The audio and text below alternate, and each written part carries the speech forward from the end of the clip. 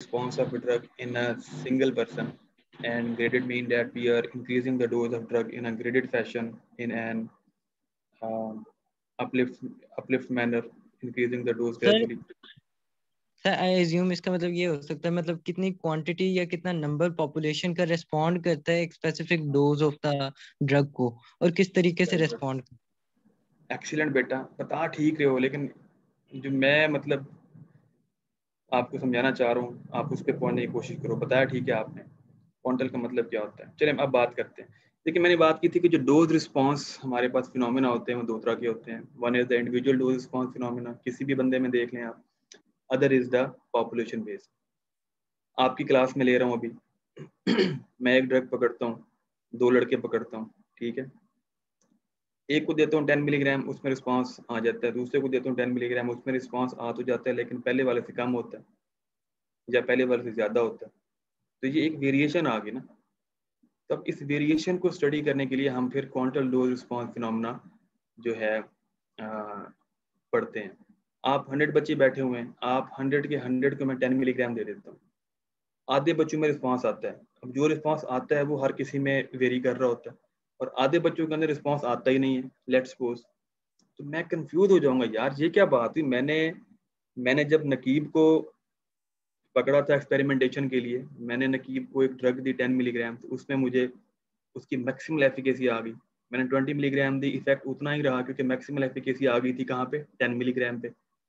तो मैं बड़ा कामयाब हो गया, बड़ा खुशी से मैं जैसे कहते हैं ना कि सेलिब्रेट करने लग गया कि जी मैंने एक ड्रग की मैंने एफिकेसी निकाल ली। एक नकीब लड़का था, उसने वॉलंटियर किया, मैंने उसको 1 मिलीग्राम दी, 2 मिलीग्राम दी, 3 4 5 6 7 8 9। जब मैंने 10 मिलीग्राम दी तो उसका डोज का इफेक्ट बढ़ते बढ़ते सैचुरेट हो गया। 10 मिलीग्राम के बाद डोज बढ़ाने से इफेक्ट नहीं आया, तो मैंने लेबल कर दिया जी कि the efficacy of this drug is 10 milligram based upon the experiments done on the volunteer participation of Nakib। ये स्टेटमेंट मैं लिख दूंगा लेकिन ये स्टेटमेंट गलत है। वाई? क्योंकि जब मैं पूरी क्लास की बिठा देता हूँ और वही 10 मिलीग्राम जिससे नकीब में फुल रिस्पॉन्स आया था उस ड्रग का, जब मैंने पूरी क्लास को 10 मिलीग्राम दी तो कुछ में तो आया ही कोई नहीं, कुछ में थोड़ा सा आया, कुछ में नकीब के रिस्पॉन्स का आधा आया। मैं बड़ा परेशान, यार ये क्या लोचा हो गया, व्हाट इज दिस। मेरे से एक्सपेरिमेंटेशन में कहीं गलती होगी? नहीं, कोई गलती नहीं हुई। These variations in the responses, they will be studied in a separate lecture which will be on pharmacogenetics, that how genetic factors they interfere with the response of a drug। तो वो हम इंशाल्लाह नेक्स्ट लेक्चर में पढ़ेंगे, मैं खुद पढ़ाऊंगा इंशाल्लाह। That is very interesting topic. तो हम फिर क्या करते हैं, हम करते हैं कि जी इंडिविजुअल की जगह फिर हम पॉपुलेशन बेस्ड रिस्पांस को फिर हम स्टडी करते हैं, और उसकी बेसिस पे फिर हम एक फाइनल स्टेटमेंट देते हैं regarding the response of drug in a population. क्योंकि अल्टीमेटली बेटा हमने एक ऐसी स्टेटमेंट देनी होती है जो पूरी पॉपुलेशन के ऊपर इंप्लीमेंट हो, अकेला नकीब पे ना हो। तो दैट क्वांटल, क्वांटल का मतलब होता है बेटा ऑल और नन, ऑल और नन। कि हमने एक फिक्स डोज दी 100 पार्टिसिपेंट्स को, उसमें से कितनों में रिस्पांस आया और कितनों में रिस्पांस नहीं आया, हम ये चीज देखते हैं। ठीक है, कि कितने कितने लोगों के अंदर थेरेपेटिक रिस्पांस आया, कितने में नहीं आया। तो that phenomena is discussed under this quantal dose response phenomena. आगे बात करते हैं तो आपको अच्छा समझ आएगा। मैं पॉइंटर ऑन करता हूँ। It is very interesting topic, please pay very close attention. ये देखो बेटा, सबसे पहले लेफ्ट पे आ जाओ, ये आपकी मिनी की डायग्राम है। नीचे आपको दो कर्व नजर आ रही हैं which are bell shaped curve. ये देखें ऐसे, ये कर्व है, ये keep following the pointer. This is one bell shaped curve, this is the second bell shaped curve. The first bell shaped curve is highlighted in blue, whereas the second bell shaped curve is highlighted in red. Blue means safe therapeutic range, red mean non-safe, unsafe, toxic, or the bad range or the lethal range। अच्छा, keep following the pointer please बेटा। अच्छा, ये जो blue curve है ना, इसको अब मैं एक्सप्लेन करता हूँ इन द सेकंड डायग्राम, यहाँ पे आ जाओ। अच्छा, ये देखिए, ये बेल शेप कर्व है, ठीक है, वही। अब इस बेल शेप कर्व के जितने भी हमारे पास वैल्यूज है ना, कंसंट्रेशन की वैल्यूज और एक्स वाई एक्सिस पे इफेक्ट की वैल्यूज, अगर हम इन वैल्यूज को लॉग में कन्वर्ट करते हैं तो हमारे पास ये सिग्मॉइड शेप कर्व आ जाती है। ये देखिए, फॉलो द पॉइंटर प्लीज। आप इस सिग्मॉइड शेप कर्व को रहने दें, पहले इस बेल शेप कर्व पे आ जाए। अब देखिए बेटा, दिस इज द पॉइंट 0, कोई ड्रग नहीं दी, पॉपुलेशन में कोई रिस्पॉन्स नहीं आया। आप अज्यूम करें कि हमारे पास 100 पीपल हैं अंडर स्टडी, 100 लोग हैं, ठीक है, 0 पे कोई रिस्पॉन्स नहीं आया। फिर बेटा हमने 5 milligram of drug the, let's suppose उसमें आप देखें कि बहुत से लोगों में रिस्पॉन्स आया। हम करते क्या है बेटा, 100 लोग बिठा दिए, लेट्स सपोज आपकी क्लास बिठा दी, हमारे पास एक ड्रग है, हमारे पास एक ड्रग कौन सी है जी, पेन किलर, लेट्स सपोज, ठीक है। सो आप 100 के 100 लोगों को इस वक्त पेन है, हेडेक है, मैं आप सबको 5 मिलीग्राम डोज दूंगा, सबको, 100 के 100 बच्चों को। अब जब 5 मिलीग्राम डोज दी हमने, तो मैं ये देखूंगा कि फिर आपसे पूछूंगा कितनों का हेडेक चला गया, तो सिर्फ 5 या लेट्स सपोज 10 बच्चे कहते हैं कि सर हमारा हेडेक ठीक हो गया। I will label this drug के 5 milligram of this pain killer, it produces the therapeutic effect in 10% of population only. ये स्टेटमेंट मेरी एक्सेप्टेबल और वैलिड स्टेटमेंट होगी। तो उन जो 10 लोग बचे हैं ना, उनसे मैं कहूँगा भाई तो सीधे बाहर जाओ, उनका हो गया। अब जो बाकी लोग बैठ गए हैं बेटा, चलो मैं उनको बाहर नहीं भेजता, आपको आसान करके समझाता हूँ। अब फिर दोबारा मैं नेक्स्ट एक्सपेरिमेंट करूंगा। अब बेटा मैं क्या करूंगा, अब मैं दूंगा जी 7 मिलीग्राम, डोज बढ़ा दूंगा, सबको दोबारा दूंगा जब मैं 7 मिलीग्राम दूंगा बेटा सबको, तो लेट्स सपोज उसमें फिर 15% लोग हैं, वो कहते हैं, 15 लोग कहते हैं कि सर हमारा सर दर्द ठीक हो गया। वो जो 15 लोग हैं, उन 15 लोगों में वो 10 लोग पहले वाले होंगे जिनका सर दर्द ठीक हुआ था 5 मिलीग्राम डोज देने से, और 5 नए लोग एडअप हो गए। हमने डोज बढ़ाई तो हमारी थेरेपेटिक इफेक्ट की परसेंटेज भी बढ़ गई, हम बड़े खुश हो गए जी। अब नेक्स्ट आते हैं, हमने अब दी बेटा 10 मिलीग्राम की डोज, बढ़ा दी। जब हमने बेटा 10 मिलीग्राम डोज दी, तो हम देख सकते हैं कि यहाँ पे 50% ऑफ पॉपुलेशन के अंदर इफेक्ट, सॉरी हाँ 50% ये,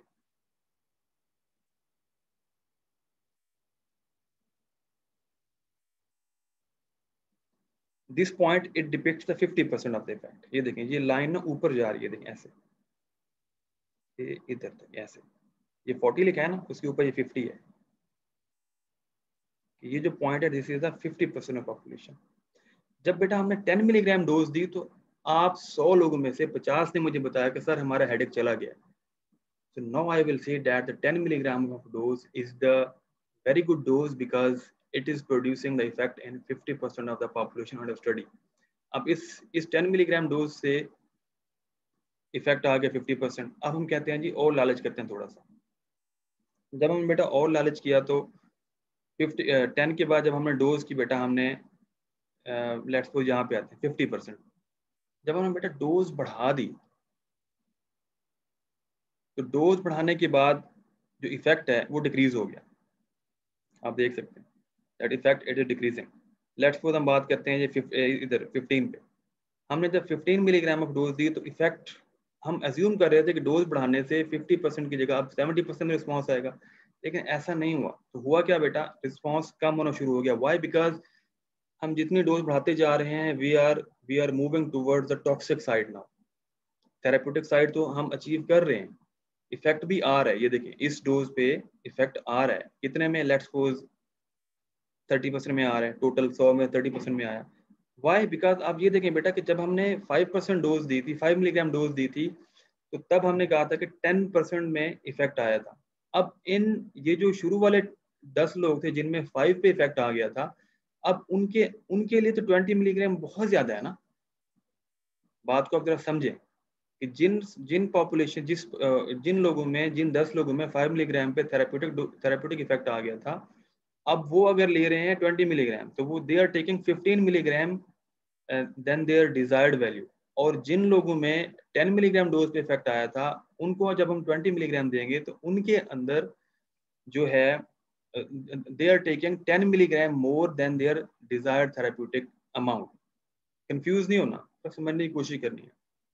तो जिन लोगों में कम डोज के ऊपर फुल रिस्पॉन्स आ जाता है, या हमारा डिजायर्ड रिस्पॉन्स आ जाता है, वो जब बेटा आगे बढ़ते जाएंगे, तो वो उतना ही टॉक्सिक डोज को भी या टॉक्सिक इफेक्ट को भी जल्दी पहुंचेंगे। अब आ जाए बेटा लेफ्ट साइड पे, एक्सट्रीम लेफ्ट साइड पे। एक मिनट आगे चलता हूँ, एक डायग्राम थी मेरे पास, बेटा इधर आ जाओ, इसी डायग्राम में एक्सट्रीम राइट पे आ जाओ बेटा एक्सट्रीम राइट पे आप देख सकते हैं, ये लिखा है जी ED50। पहले मैं इसको डिफाइन करता हूँ। ED50 ये वाली है, सेंट्रल डायग्राम में आ जाए। This is ED50। ED50 is the median effective dose 50. It is the amount of drug which is required to produce desired therapeutic response in 50% of the population. Repeat कर रहा हूँ बेटा, ED50 is the amount of drug which is required to produce 50% of response, which is required to produce desired therapeutic effect in 50% of the population. मैंने आप 100 लोगों को 10 milligram दी तो 50 लोगों ने कहा कि सर हमारा हेडेक ठीक हो गया, तो I will say that the ED50 of this pain killer is 10। Okay हो गया, ये होगी बेटा ED50। अब हम चलते हैं बेटा आगे, आगे चलते हैं, आगे चलते हैं, आगे चलते हैं। हमारे पास आ जाती है बेटा फिर ED99। कोई बताएगा what could be the ED99? Anyone? Sir जिस पे 99% लोगों को जो है ना वो हो गई है। सर जिसमें 99% पॉपुलेशन पे इफेक्ट आ जाए। ठीक है,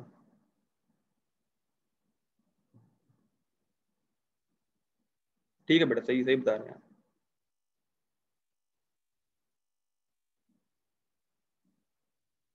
ठीक है, ये डायग्राम एक्सप्लेन करता हूँ, वेरी ब्यूटीफुल डायग्राम है। ठीक है, ये देखें, समझे तो। This is a frequency distribution which illustrates the control dose response phenomena. बेटा नीचे के डायग्राम में आ जाओ। ठीक है, ये देखिए, ये डायग्राम बहुत देर बाद मुझे मिली है, बहुत अच्छी और इंपॉर्टेंट डायग्राम है। देखिए बेटा, हमने 0.01 की फॉलोइंग द पॉइंटर, हमने 0.01 मिलीग्राम ड्रग दी, तो जो रिस्पॉन्स है बेटा वो आया सिर्फ 2.3% पीपल के पॉपुलेशन में। ठीक है, इतनी डोज देंगे तो 2.3% पॉपुलेशन में इफेक्ट आएगा। फिर हमने क्या किया बेटा, हमने जब फिर दोबारा इस डोज को बढ़ाया, अब हमने दी बेटा 0.1 मिलीग्राम, रादर देन गिविंग 0.01 हमने अब दी 0.1 मिलीग्राम। तो बेटा ये देखो रिस्पॉन्स बढ़ गया। अब ये रिस्पॉन्स कितना बढ़ा, 2.3 पॉपुलेशन जिसमें पहले रिस्पॉन्स आया था उसमें भी आएगा, और 13.7% न्यू लोगों में भी आएगा। टोटल रिस्पॉन्स आएगा 16%।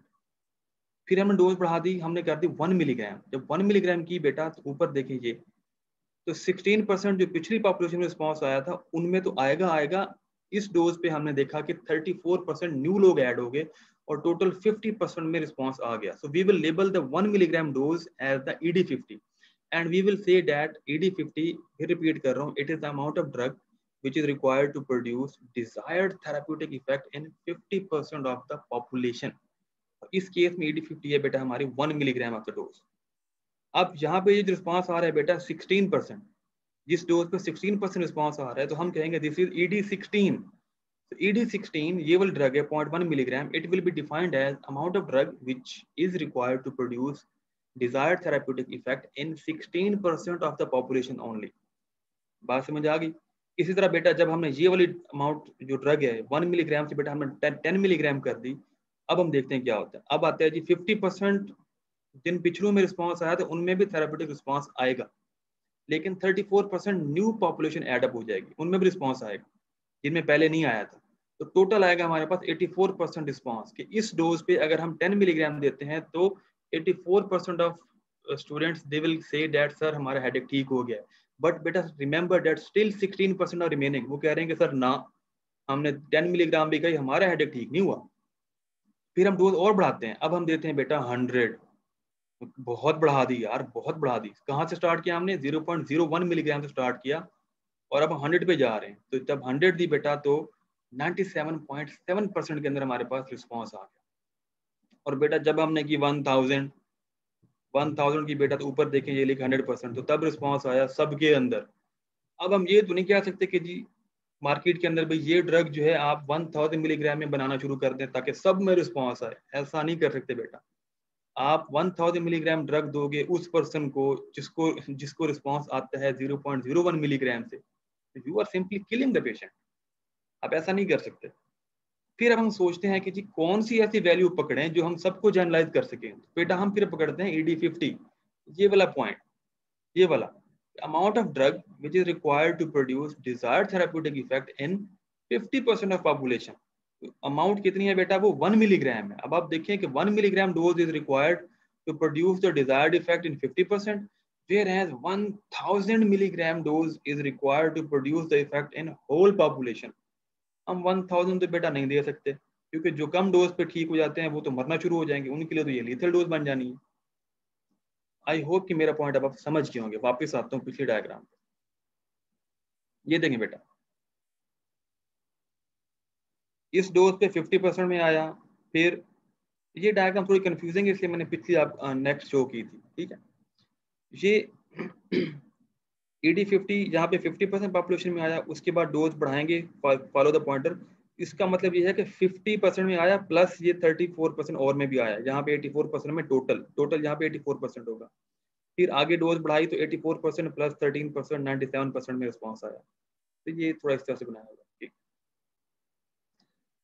अच्छा अब आते हैं, देखो जी, अब ED50 है इस ड्रग की 100, लेट्स सपोज लिखा हुआ है कि जी कि 50% of people they will show the desired therapeutic effect at a dose of 100 milligram. Okay हो गया। अब हम डोज बढ़ाते हैं, ये पॉइंट आ गया जी ED99। ED99 कितनी है जी? 200 मिलीग्राम। जरा ध्यान से बेटा, ED99 is defined as the amount of drug which is required to produce the desired therapeutic effect in 99% of the population। लेकिन आप ये यहाँ पे नोट कीजिए कि ED99 से पहले ही लोग मरना शुरू हो गए। ये है LD1। LD1 का मतलब है लीथल डोज 1। लेट्स सपोज ये है 180 मिलीग्राम, ठीक है। कि 200 आपने डोज दी, इफेक्ट आपका 99 में आया, लेकिन एक बंदा मर गया आपका, तो ये तो खराब बात है ना। और ये वो बंदा मरा जिसके अंदर desired therapeutic effect very low dose पे आ रहा था, बिल्कुल इनिशियली आ रहा था। तो आप डोज बढ़ा के एक ही डोज दे के सब में रिस्पॉन्स तो ला सकते हैं, लेकिन आप जो बंदे मर जाएंगे उनको नहीं बचा सकते। इसलिए बेटा हम ED99 पे जाते नहीं या ED100 पे जाते नहीं, हम ED50 को ही अपना सेंटर ऑफ इंटरेस्ट मानते हैं।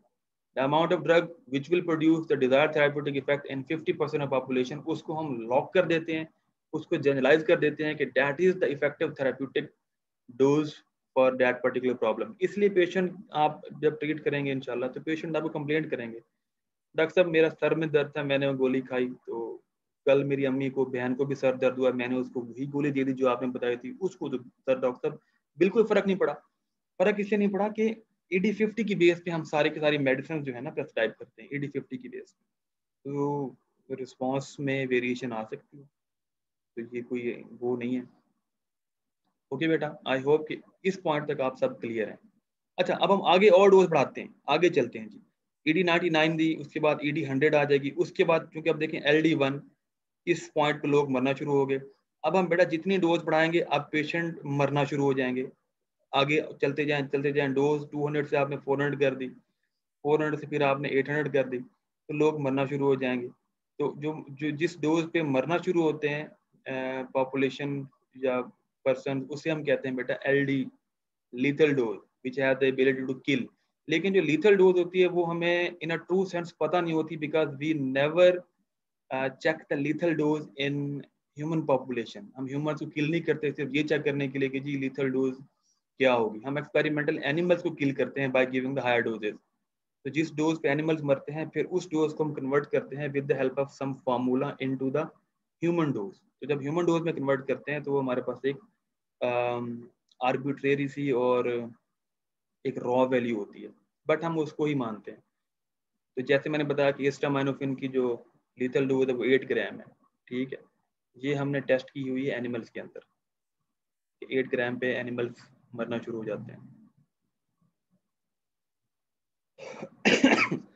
फिर हम LD50 को लिखते हैं किसी भी ड्रग की। अच्छा अब ये भी हो सकता है कि मैंने जैसे बात की आप लोगों से एस्टामाइनोफिन की, मैंने कहा कि एस्टामाइनोफिन लीथल डोज 8 ग्राम है। एक स्टूडेंट आके मेरे पास लड़ना शुरू कर दे कि सर आपने कहा था 8 ग्राम है, मेरा दिल किया सुसाइड करने का, मैंने 16 गोलियां खाई, मुझे तो कुछ भी नहीं हुआ, मैं तो मरा ही नहीं सर। ठीक है, मैं फार्माकोलॉजी से बचना चाह रहा था, आपने फार्माकोलॉजी पढ़ाई गलत दी। बेटा मैंने गलत नहीं पढ़ाई, वो जो लीथल डोज है ना 8 ग्राम, दैट इज LD50।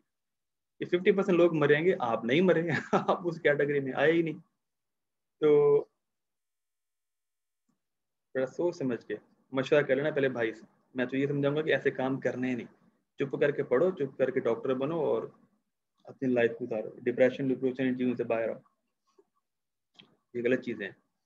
तो LD50 is defined as the amount of drug which is required to kill 50% of the experimental animals. आपने ये वर्ड यूज नहीं किया तो आप अपने लिए भी एम्बैरेसमेंट करेंगे, मेरे लिए भी. नेवर एवर से द पॉपुलेशन. ठीक है, 50% ऑफ द एक्सपेरिमेंटल भी यूज करना है और एनिमल भी यूज करना है. खाली एनिमल भी यूज नहीं करना, बिकॉज हम सब एनिमल में चेक नहीं करते हैं. ठीक है, एक्सपेरिमेंटल एनिमल्स हमारे पास कुछ स्पेसिफाइड हैं. ऐसा नहीं कि 100 कुत्ते पकड़ के उनको आप चेक करना शुरू कर दो. We have limited type of experimental animals, like we do experiments on mice, we do experiment on rats, guinea pig, rabbits, and बस मेरे माइंड में फिलहाल यही हैं, और भी थोड़े बहुत होंगे. तो हमारे पास एक्सपेरिमेंटल एनिमल भी सर्टेन टाइप की यूज होते हैं, सारे नहीं. तो आपने कहना है in experimental animals, not in animals. तो repeating again, the amount of drug required to kill 50% of the experimental animal is labeled as LD50. So in this case, we will say that the 400 milligram per kilogram is the dose which is required to kill 50% of the experimental animals under study. So, बेटा, any question so far? It is very confusing and tricky. मैं खुद भी बताते हुए थोड़ा confuse हो भी जाता हूँ, कर भी जाता हूँ. लेकिन इसको समझने के लिए the best diagram is this one. This very beautiful diagram. कि हम डोज बढ़ाते जाते हैं तो पीछे वाले एडअप, पीछे वालों के अंदर नए पॉपुलेशन के पीपल एडअप होते जाते हैं, and ultimately we reach to ED50 and then to ED100. Any question बेटा सो फार? Any question? नहीं तो मैं एक में कुछ मैं खुद ही पूछ लेता हूँ यार.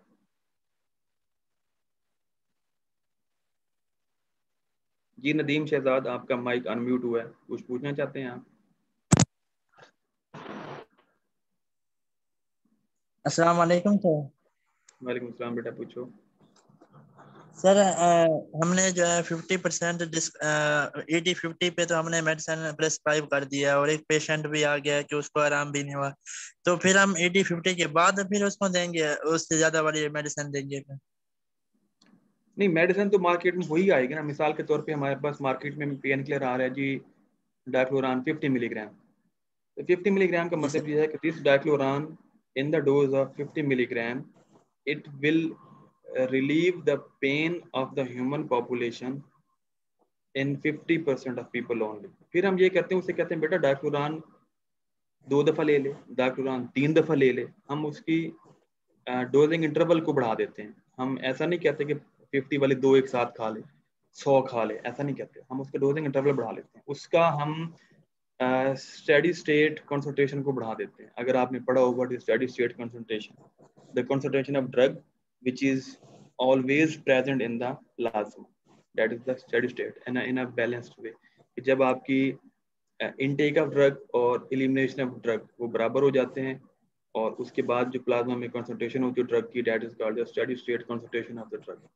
तो हम उसको बढ़ा देते हैं by increasing the dosing interval. 3 दफा ले लो, 4 दफा ले लो, वो डिपेंड करता है क्लिनिकल कंडीशन के ऊपर. ठीक है. Any other question? So what is the difference between lethal dose and toxic dose? But the main difference is that toxic dose, TD50, it is the amount of drug at which toxic effects start appearing in 50% of the population. But those toxic effects, they never kill the person, but they are the toxic effects only. But lethal dose के अंदर it is mandatory for the experimental animals to die. तो पहले हमारे पास ED आती है, effective dose, फिर हमारे पास toxic dose आती है, फिर हमारे पास लीथल डोज आती है, LD50 एंड पे आती है. Okay, sir. Thank you. Did you get the core concept of this phenomenon today? Yes, sir. Alhamdulillah. पक्की बात है? कुछ मैं पूछ लूं फिर? Sure, sir. आप पूछ लें. सर आपने पढ़ाया है, आप you should be confident on your teaching. वो बेटा, मेरे कॉन्फिडेंट होने से क्या फर्क पड़ता है? मैं तो बुक से पढ़ाता हूँ, बुक में सारा कुछ लिखा हुआ है. The thing which matters is your concentration and your dedication. अब वो हर किसी की सेम नहीं ना होती. मैं जो मर्जी पढ़ाता हूँ बेटा, अगर आप उसके अंदर एक्टिवली पार्टिसिपेट नहीं करेंगे तो दैट विल बी यूजलेस. मुझसे अच्छे लेक्चर पढ़ें नेट के ऊपर, यूट्यूब खोलें, डॉक्टर नजीब के लेक्चर खोलें. क्या बात है यार, आप एक बार सुनना शुरू करते हैं, आप कहते हैं ना कि आप टून हो जाते हैं. मैं सुनता हूँ डॉक्टर नजीब के लेक्चर यार. मुझे 2 टीचर्स पसंद है, एक डॉक्टर नजीब, दूसरे हैं कॉनरेड फिशर. कमाल बंदे हैं, आप भी सुना करें इनको, बहुत अच्छे हैं। तो बात यह है बेटा, कोई सुनना चाहे ना, ज्ञान तो हर तरफ बिखरा ही पड़ा है, कोई लेना चाहे तो ना। चल बेटा नकीब तू बता मुझे कि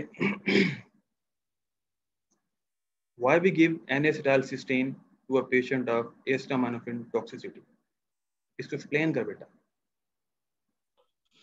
सर एन-एसिटाइलसिस्टीन बेसिकली एक न्यूक्लियोफाइल इसके अंदर प्रेजेंट होता है, और क्योंकि एसिटामिनोफेन टॉक्सिसिटी के अंदर उसका इलेक्ट्रोफाइल जो होता है, इंटरमीडिएट जो मेटाबोलाइट होता है वो इलेक्ट्रोफिलिक होता है, तो वो न्यूक्लियोफाइल के तलाश में होता है, वो उसे कहीं से मिल जाए।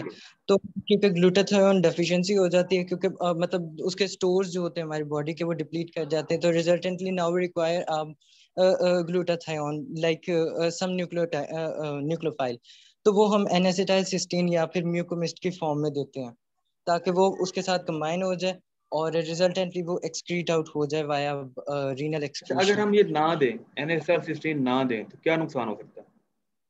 सर हेपेटोटॉक्सिसिटी होगी, क्योंकि वही जो मेटाबोलाइट है वो प्रोटीन्स, हेपेटिक प्रोटीन्स के साथ बाइंड कर जाएगा, क्योंकि उनके अंदर भी सिस्टीन प्रेजेंट होती है, उनके भी एसएच ग्रुप्स होते हैं, थायोल ग्रुप्स होते हैं, तो उनके साथ बाइंड करके और उनके जो फंक्शंस हैं उनको वो जो है वो इम्पेयर कर देगा। बेसिकली वो जो सही बता रहे हो आप, वो जो रिएक्टिव इलेक्ट्रोफाइल कंपाउंड है, it will enter into the liver cells. Liver के अंदर प्रोटीन्स होती हैं कुछ, और उन प्रोटीन्स के अंदर बेटा एक ग्रुप होता है which is called as sulphydryl group. That sulphydryl group is the one with which this reactive electrophile compound will go and bind.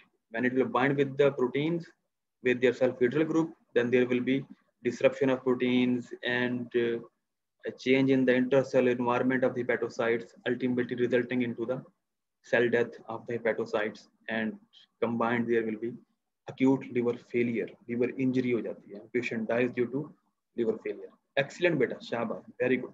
चलें, अब मेरे पास थोड़ा टाइम रह गया, हमें 48 मिनट्स हो गए लेक्चर स्टार्ट किए हुए, but I need 5 more minutes, then we will be good to go. मुझे पता है थक जाते हैं आप, तो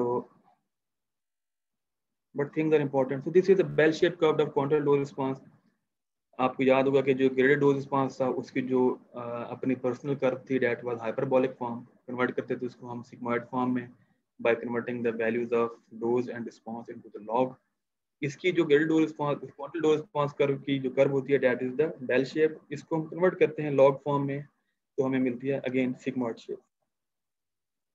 what parameters can be derived from control dose response curve? आप सबको पता है जी, हम पोटेंसी देख सकते हैं, ठीक है।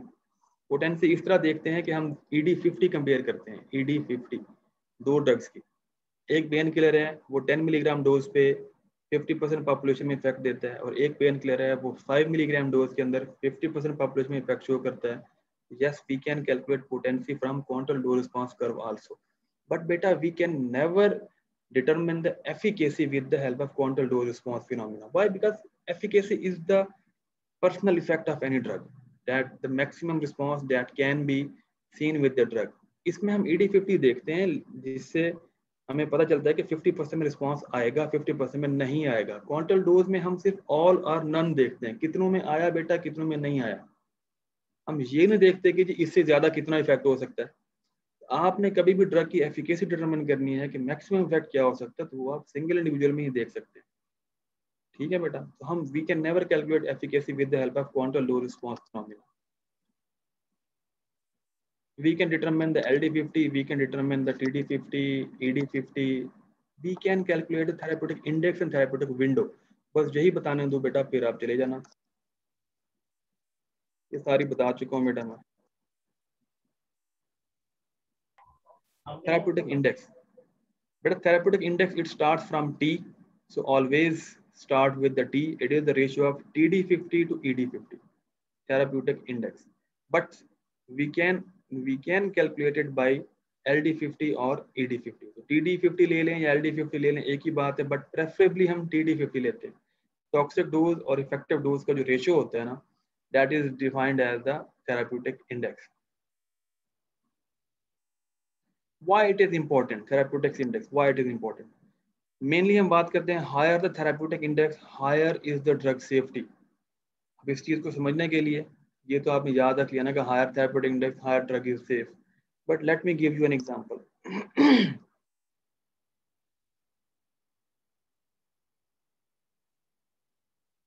ये देखो बेटा, विंडो समझाता हूँ, पहले ये समझ लो।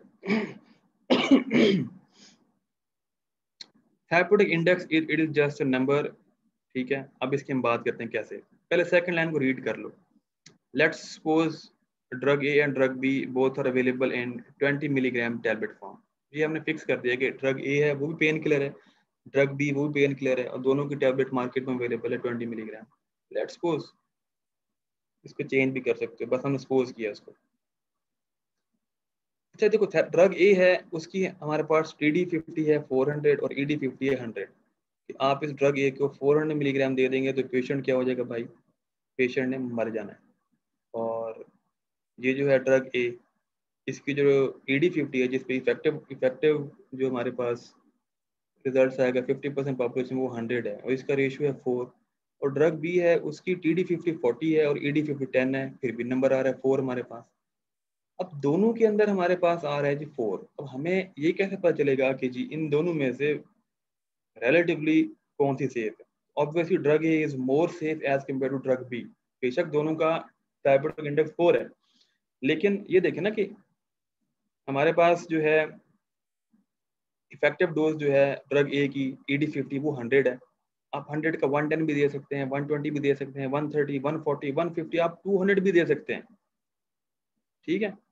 आप ज्यादा डोज भी दे दें, 2 गोली खा ली गलती से, 3 गोली खा ली, लेकिन पेशेंट में टॉक्सिक इफेक्ट्स नहीं आएंगे। Toxic effects they start coming at 400 milligram. मतलब एक रेंज बड़ी लंबी है, 100 to 400 तक पहुंचने की रेंज बड़ी लंबी है। जबकि जो ड्रग बी है बेटा वो 10 मिलीग्राम है, उसकी इफेक्टिव डोज 50, ED50 10 मिलीग्राम। आपने 20 मिलीग्राम ले ली, 30 मिलीग्राम ले ली, तो you are more near to the TD50 if you are taking little high amount of this drug B। तो relatively हमारे पास drug A is more safe क्योंकि इसके अंदर ED50 और TD50 के बीच का जो रेंज है वो 300 मिलीग्राम का है, जबकि ड्रग बी के अंदर ED50 और TD50 का जो बीच का रेंज है डेट इज 30 मिलीग्राम। तो ये नहीं आप कह सकते कि जी क्योंकि दोनों का थेरेप्यूटिक इंडेक्स सेम है, दोनों का थेरेप्यूटिक इंडेक्स 4 है, तो दोनों की जो है हमारे पास सेफ्टी सेम होगी। नो, सेफ्टी सेम नहीं होती। थेरेप्यूटिक इंडेक्स सिर्फ बताता है कि ड्रग सेफ कितनी है। एक का थेरेप्यूटिक इंडेक्स 4 है और एक का थेरेप्यूटिक इंडेक्स 10 है, तो तब हम कह सकते हैं कि थेरेप्यूटिक इंडेक्स जिसका 10 है that is more safe as compare to the drug which है थेरेप्यूटिक इंडेक्स ऑफ 4। बट दो ड्रग का थेरेप्यूटिक इंडेक्स अगर सेम आ जाए तो फिर हम बहुत कंफ्यूज हो जाते हैं कि भाई इन दोनों में से कौन सी ज्यादा सेफ होगी और किसकी जो रेंज है वो नैरो है और किसकी जो रेंज है वो वाइड है।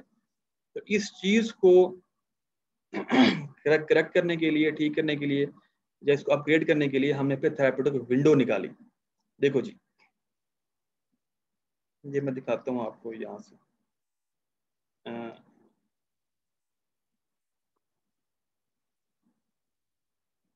बेटा ये देखो this point it is the ED50, ठीक है। इस पॉइंट पे इस डोज ऑफ ड्रग पे 50% पॉपुलेशन में डिजायर्ड थेरेप्यूटिक इफेक्ट आ जाना है, और ये हमारे पास कट ऑफ वैल्यू है। It is the point where toxic effects they start appearing. ये एडवर्स इफेक्ट कह लो, टॉक्सिक इफेक्ट्स कह लो, और जितना बढ़ते जाएंगे आगे तो हमारे पास उतने ही ज्यादा एडवर्स इफेक्ट बढ़ते जाएंगे। This point is the one which, तो इसको टेक्निकली डिफाइन करते हैं हम। Therapeutic window is the range in between the ED50 and the point where toxic effects of that particular drug they start appearing।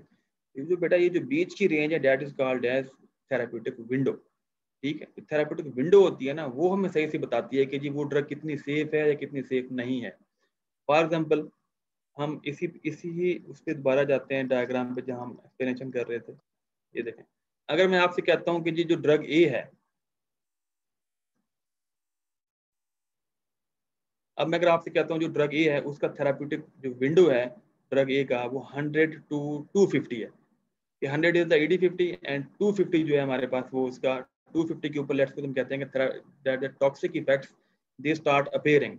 400 is the TD50। 400 के ऊपर बेटा हम ये कहेंगे कि 400 के ऊपर 50% ऑफ पॉपुलेशन में टॉक्सिक इफेक्ट्स आएंगे। लेट्स सपोज इसकी जो TD1 कह लें TD10 कह लें, जहाँ पे टॉक्सिक इफेक्ट अपेयर होना स्टार्ट होते हैं, डेट इज 250। तो हमें पता है जी कि ड्रग ए की रेंज है 100 to 250 के बीच में, आप इसको सेफली ले सकते हैं।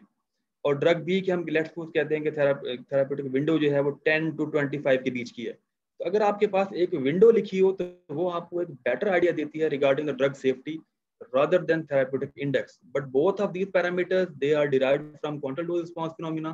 Both of these parameters, they tell us about the drug safety.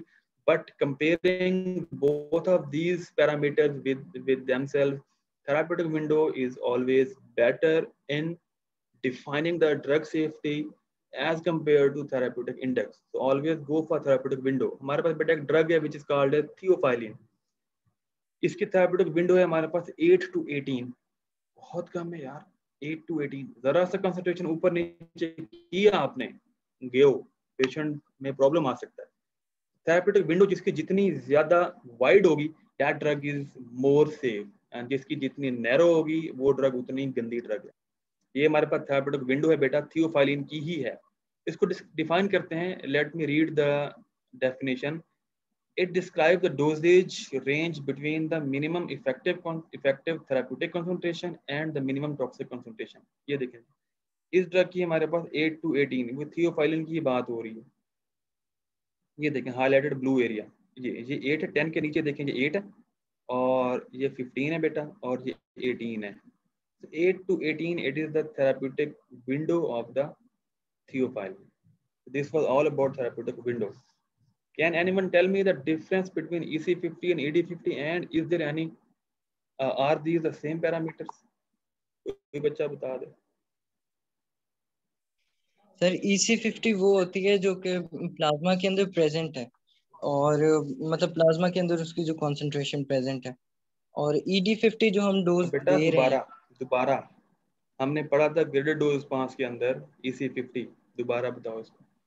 अच्छा सर वो जो प्लाज्मा के अंदर प्रेजेंट होती है वो ग्रेडेड डोज रिस्पांस के अंदर हम यूज करते हैं, मतलब वो एफिकेसी को चेक करने के लिए, और वो सारी चीजें मतलब वो ग्रेडेड रिस्पांस कर्व में होती है, और ED50 जो है ये इसमें क्वांटल में होती है।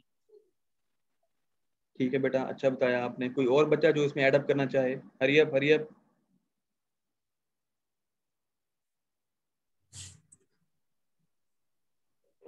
जी Shafaq. Sir, the concentration or dose that causes 50% of maximal effect, उसको EC50 कहेंगे, और जो 50% टॉक्सिटी काज करेगा उसको ED50।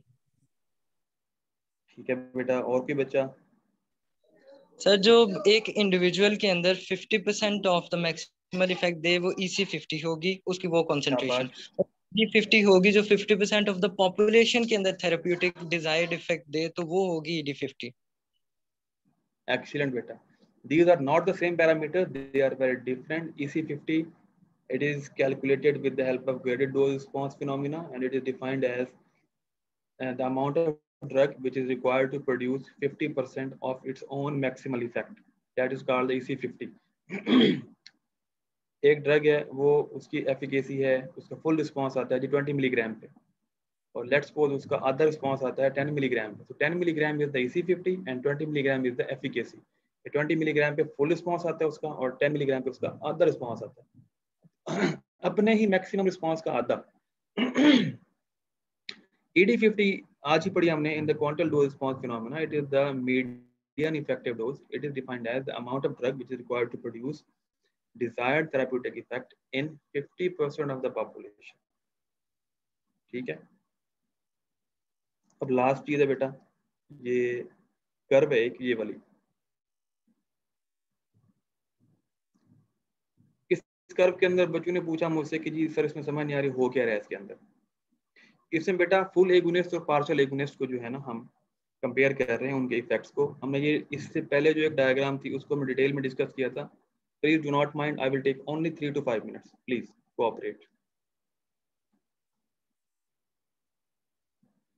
हमने बात की थी इस डायग्राम में, देखें ये फुल एगोनिस्ट है which is given the full response। उसके बाद आता है partial agonist. Partial agonist and full agonist both bind with the activated form of receptor and they produce the effect. The only difference is that the partial agonist, it produces response, it produces less response as compared to full agonist, but it produces response just like the full agonist. एक agonist है वो heart beat को increase करता है, full agonist कहते हैं। और जो एक और ड्रग है वो अगर हार्ट बीट को थोड़ा बढ़ाता तो है लेकिन फुल एगोनिस्ट से कम बढ़ाता है हार्ट बीट को, उसे हम कहते हैं partial agonist. Simple is that. अब इसमें जरा कंपैरिजन दिया गया है फुल एगोनिस्ट और पार्शियल एगोनिस्ट का। The blue one is the full agonist, this green line is the partial agonist. अब उसमें ये कह रहा है कि जी हमने एक्सपेरिमेंट ये किया कि हमने फुल एगोनिस्ट की एक फिक्स कंसंट्रेशन दे दी, और फिक्स कंसंट्रेशन एक बार दी, एक बड़ा सा इंजेक्शन भर के हमने आईवी लगा दिया, बस एक ही बार दिया। तो हमने फिर नोट किया कि 100% ये रिसेप्टर ऑक्यूपेंसी है, Y axis is describing the और डिपिक्टिंग द रिसेप्टर ऑक्यूपेंसी। जब हमने फुल इंजेक्शन लगा दिया फुल एगोनिस्ट का तो 100% रिसेप्टर्स दे वर ऑक्यूपाइड, जो भी थे रिसेप्टर जिसके साथ उसे अटैच होना था 100%। अब हमने क्या किया, अब हमने ये किया कि हमने पार्शियल एगोनिस्ट दिया repeatedly and repeatedly we increase the concentration. पहले हमने कुछ अमाउंट दी, फिर बढ़ाते गए। तो उसमें ये बताया जा रहा है कि जैसे जैसे हम पार्शियल एगोनिस्ट को बढ़ाते गए तो पार्शियल एगोनिस्ट ने फुल एगोनिस्ट को डिस्प्लेस करना शुरू किया और रिसेप्टर्स पे कब्जा करना शुरू किया, क्योंकि दोनों के दोनों जो हैं सेम रिसेप्टर्स पे अटैच होते हैं।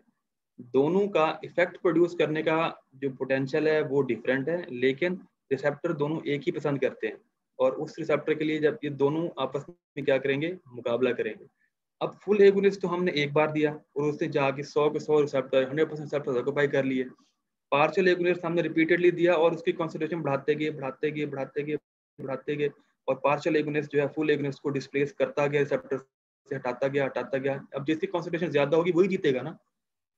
दो तीन पार्शियल एगोनिस्ट जाके एक एगोनिस्ट से मुकाबला करें जो एक रिसेप्टर पे बैठा हुआ है, तो उसको वैसे ही 2-4 थप्पड़ लगा के हटा देंगे। तो अल्टीमेटली जब डोज बहुत बढ़ाई हमने तो partial agonist drug it displaced all the full agonist ligands from the receptor, और 100% रिसेप्टर किसने ऑक्यूपाई कर लिया बेटा, पार्शियल एगोनिस्ट।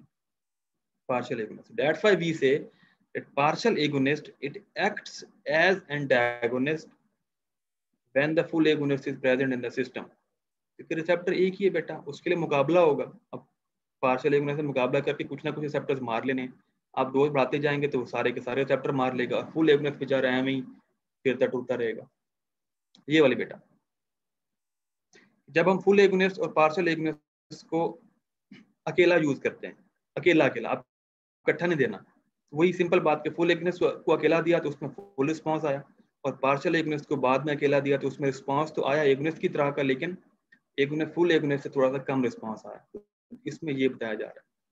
अब ये डायग्राम बेटा, मैंने यहाँ बात की थी कि फुल एगोनिस्ट पार्शियल एगोनिस्ट को हमने अकेला दिया, अब हम फुल एगोनिस्ट पार्शियल एगोनिस्ट को एक साथ दे देंगे। लेकिन बात यही है कि फिर गड़बड़ी ये करेंगे, यहाँ पे गड़बड़ी क्या की हमने कि फुल एगोनिस्ट को हम एक सिंगल कंसंट्रेशन देंगे, जबकि पार्शियल एगोनिस्ट को हम आहिस्ता आहिस्ता बढ़ाते जाएंगे। हमने फुल एगोनिस्ट को बेटा दिया यहाँ पे तो उसने रिस्पांस कितना प्रोड्यूस किया, ये 1 रिस्पांस प्रोड्यूस किया, मतलब मैक्सिमम रिस्पांस प्रोड्यूस कर दिया। Now this is the response, this is not the receptor occupancy. हमने फिक्स कंसंट्रेशन दी फुल एगोनिस्ट की तो उसने फुल रिस्पांस दे दिया, एक बार दिया। हमने फिर नीचे से देना शुरू किया क्या, पार्शियल एगोनिस्ट, अब उसकी डोज बढ़ा रहे हैं। यहाँ से पार्शियल एगोनिस्ट की डोज बढ़ा रहे हैं तो उसका रिस्पांस भी बढ़ता जा रहा है, दिस इज द रिस्पांस। जब रिस्पांस बढ़ता जा रहा है तो साथ साथ फुल एगोनिस्ट का रिस्पांस कम हो रहा है, क्योंकि रिसेप्टर की ऑक्यूपेंसी जो है ना वो डिस्टर्ब हो रही है, कम हो रहा है, ऐसे और एक पॉइंट पर दोनों क्रॉस कर रहे हैं, and this will be the total response. ये वाला कि आपने एक सिंगल कंसंट्रेशन फुल एगोनिस्ट दिया, उसके बाद इंक्रीजिंग कंसंट्रेशन में आपने पार्शियल एगोनिस्ट दिया, तो करते करते हमारे पास जो फाइनल रिस्पांस आएगा that will be somewhat like this. 50% कह रहे हैं जो भी है, तो इस डायग्राम में सिर्फ ये बताया गया, बाकी ये कल पढ़ेंगे।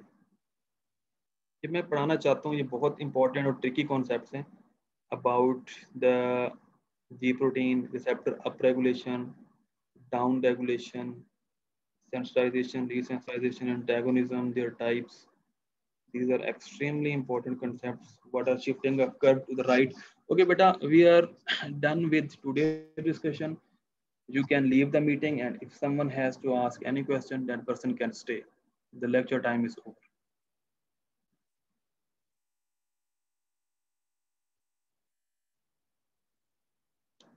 Okay, I assume that there are no questions.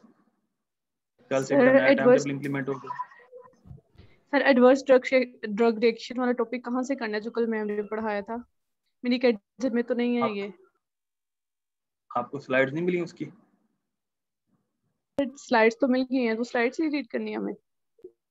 चले मैं ऐसा करता हूँ, एडवर्स ड्रग रिएक्शन का ना किसी बुक से PDF बना के आपको सेंड करता हूँ। Okay sir, thank you. Welcome. Okay जी, टेक केयर, अल्लाह हाफिज़।